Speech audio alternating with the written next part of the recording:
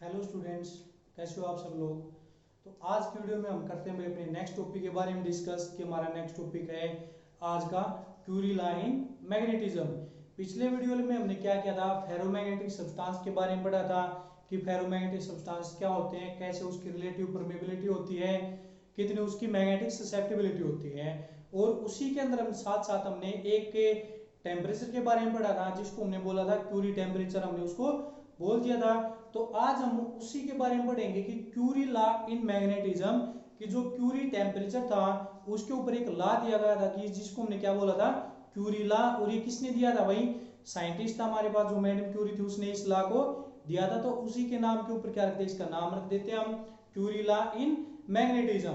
तो देखो Curie law in magnetism, जो आपके पास क्यूरी टेम्परेचर होता है या फिर जो ट्रांसिएंट टेम्परेचर होता है, उसकी डेफिनेशन में हमने बताया था कि जब हम क्या करते हैं, जब आपका एक फेरोमैग्नेटिक मटेरियल जिस टेम्परेचर के ऊपर पैरामैग्नेटिक मटेरियल के अंदर वर्क करने लग जाता है, यानी कि एक फेरोमैग्नेटिक पैरामैग्नेटिक के अंदर कन्वर्ट हो जाएगा, उस टेम्परेचर को हम क्या बोल देते हैं, क्यूरी टेम्परेचर या ट्रांसिएंट टेम्परेचर। तो उसी के बारे में हम पढ़ेंगे।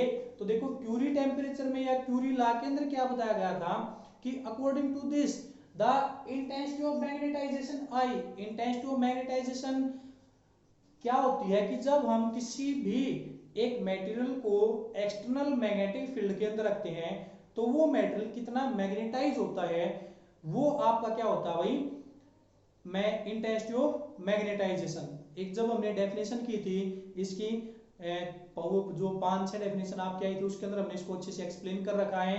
तो इंटेंसिटी ऑफ मैग्नेटाइजेशन क्या होता है कि कितनी यानी कोई भी जो मटेरियल है वो कितना मैग्नेटाइज होता है जब हम उसको मैग्नेटिक फील्ड के अंदर रखते हैं, यानी उस मटेरियल की कितनी एबिलिटी है मैग्नेटाइज होने की, वही क्या होती है उसकी इंटेंसिटी ऑफ मैग्नेटाइजेशन, यानी आई की वैल्यू वही।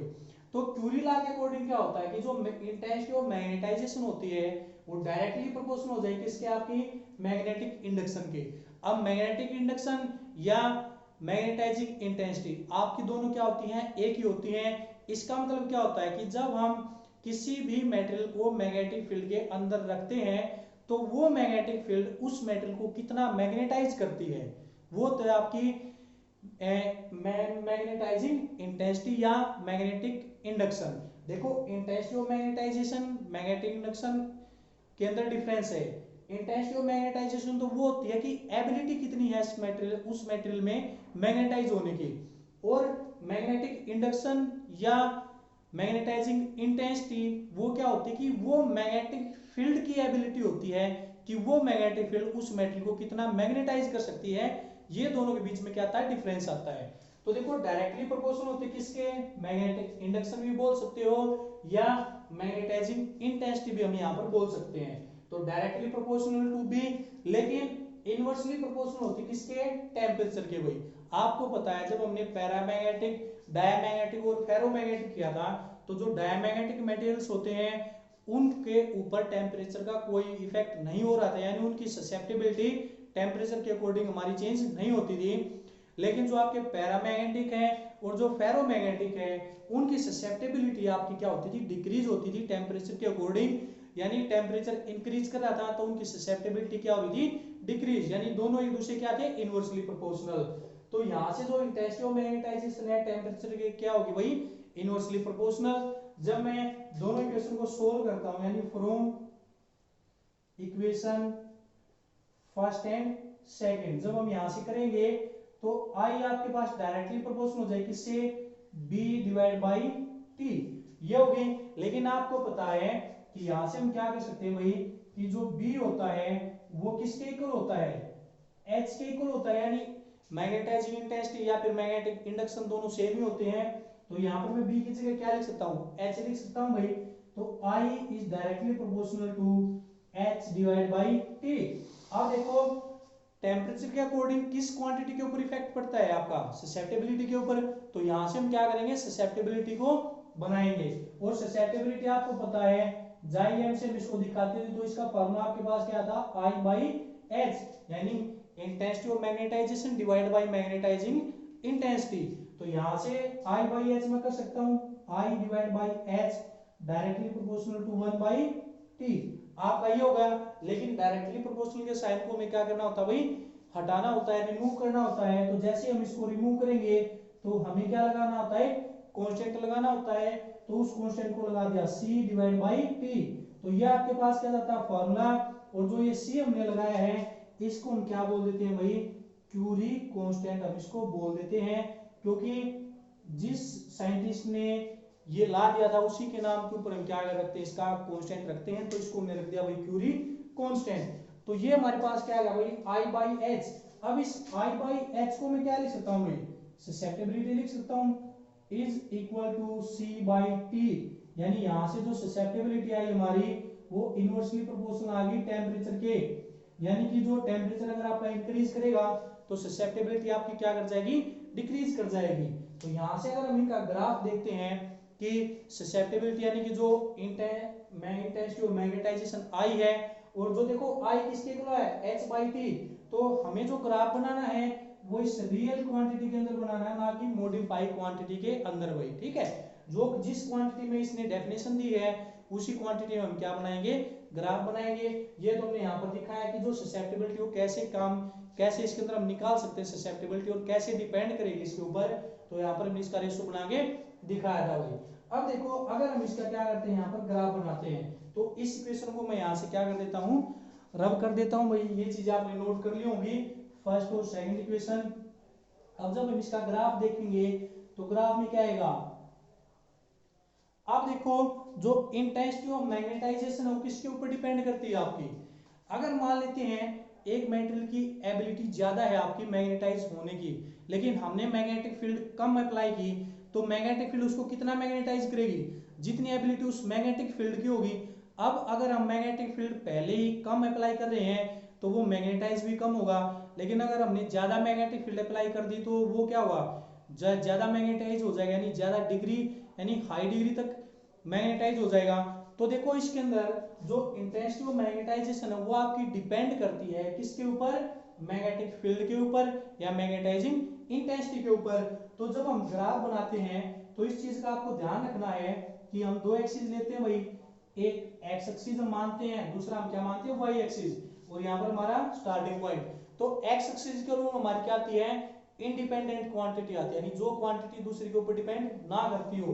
तो देखो इसके अंदर हमारे पास ये क्वांटिटी है एच टी, और यहाँ पर आई इंटेंसिटी ऑफ मैग्नेटाइजेशन। तो इंटेंसिटी ऑफ मैग्नेटाइजेशन हमारी डिपेंड करती है बी के ऊपर, या फिर हम यहाँ से भी लिख सकते हैं ना कि intensity of magnetisation directly proportional to H, यानी ये एच के ऊपर डिपेंड करती है। तो आई हमारी क्या क्या है, डिपेंडेंट क्वांटिटी, एच क्या है, इंडिपेंडेंट क्वांटिटी। तो एक्स एक्सिस के अलोंग हम लेंगे भाई एच बाई टी, और वाई एक्सिस के अलोंग ले लेंगे अपना आई, यानी इंटेंसिटी ऑफ मैग्नेटाइजेशन। अब इसमें हम क्या करेंगे, देखो जो इसका ग्राफ आता है, अब देखो यहाँ पर जो टेम्परेचर में है वो क्या है, 1 पाई में आपका टेम्परेचर, और यहाँ पर इंटेंसिटी आपकी क्या है इस तरह, यानी कि हम इसको ऐसे लिख सकते हैं ना, I is directly proportional to 1 by T.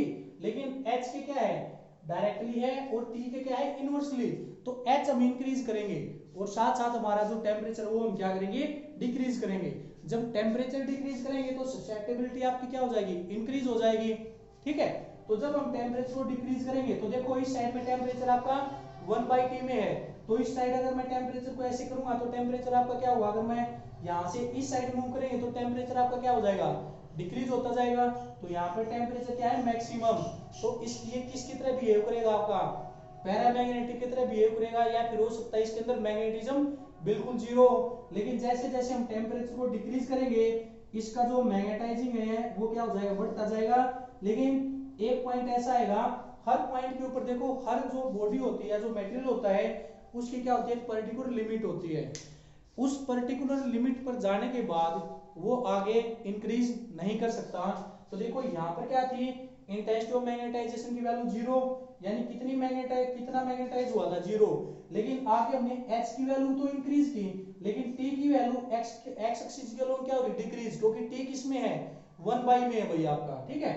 तो जैसे हमने h को इंक्रीज किया तो i आपका इंक्रीज होता गया।